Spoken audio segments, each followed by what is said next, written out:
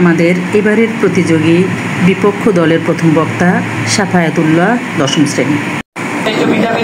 মাধ্যমিক বিদ্যালয়ে অনুষ্ঠিত আজকের জলবায়ু সংক্রান্ত এই বিতর্ক প্রতিযোগিতাকে আমার পক্ষ থেকে সালাম, আসসালামু আলাইকুম ওয়া রাহমাতুল্লাহি ওয়া বারাকাতুহু। আজকে আমাদের বিতর্কের বিষয় নির্ধারণ করা হয়েছে জলবায়ু পরিবর্তনের বিরূপ প্রভাব মোকাবিলায় কেবল আন্তর্জাতিক উদ্যোগ নয়, স্থানীয় উদ্যোগ নেওয়া আবশ্যক। আমি এর ঘোর বিরোধিতা করছি।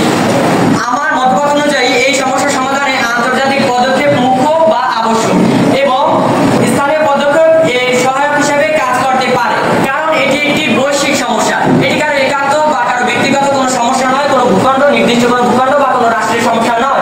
এটি সারা বিশ্বে বিস্তৃতি লাভ করেছে। এই সমস্যাটি সারা বিশ্বে, এটি আমাদের কারো ব্যক্তিগত সমস্যা নয়। অতএব কেউ ব্যক্তিগতভাবে বা কোনো অঞ্চল তাদের নিজেরা এই সমস্যাটি সমাধান করতে পারে না যদি না আন্তর্জাতিক পর্যায়ে চুক্তি কিংবা উদ্যোগ না নেওয়া হয়। তারা প্যারিস চুক্তির কথা বললো, তারা আমার কথাটি আরো এগিয়ে দিল। প্যারিস চুক্তির মাধ্যমে বৈশ্বিক উষ্ণায়ন তারা নিয়ন্ত্রণে নিতে পেরেছিল। আমি এর আগে বলেছি প্যারিস চুক্তির কথা। প্যারিস চুক্তি একটি দেশ এবং অন্য একটি দেশের মধ্যে চুক্তিটি হয়েছিল, যেটা একটা আন্তর্জাতিক চুক্তি। এই আন্তর্জাতিক চুক্তির মাধ্যমে আমরা যদি অন্য সকল দেশের সাথে এই আন্তর্জাতিক চুক্তিগুলো করি, তবে আমাদের দেশও জলবায়ুর এই বিরূপ প্রভাব মোকাবিলা করতে সক্ষম হবে। এবং জলবায়ু পরিবর্তন হচ্ছে বর্তমান বিশ্বের সবথেকে বড় সমস্যা, যা প্রতিকারে দেশ বিদেশ নানা ব্যবস্থা গ্রহণ করছে। ঠিক কোন ব্যবস্থাটি গ্রহণ করলে আমরা এই প্রতিকার করতে পারবো, তাই আমরা বুঝবো। আমার প্রতিপক্ষ দল মনে করেন হয়তো বা তারা সচেতন বলে সকলেই সচেতন, এখানে উপস্থিত সমগ্র সচেতন, এটা আমি মানি। যদি তারা সচেতন না থাকতো তবে তারা এখানে আসতো না।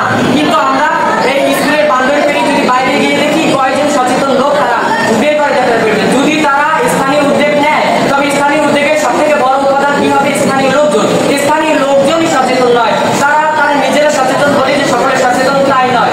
তারা একটি জায়গার কথা বললো, সেই জায়গায় নাকি তারা নোনা পানির বিরুদ্ধে যে ধান রোপণ করার কথা বলেছে, তারা সচেতন করে তারা সেটা করতে পেরেছে। শুধু ওই অঞ্চলটা তারা নিজেরা উন্নতি করতে পারবে, তারা নিজেরা জলবায়ু পরিবর্তনের প্রভাব মোকাবিলা করতে পারবে বললেই যে আমরা করতে পেরেছি সেটা নয়। আমাদের এই জায়গায়, আমাদের এই স্থানীয় অঞ্চলে কারা সচেতন?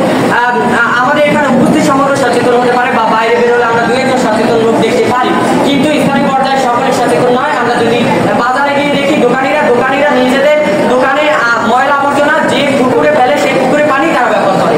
এরকম ঘরের গৃহবধূরা অনেকে অসচেতন।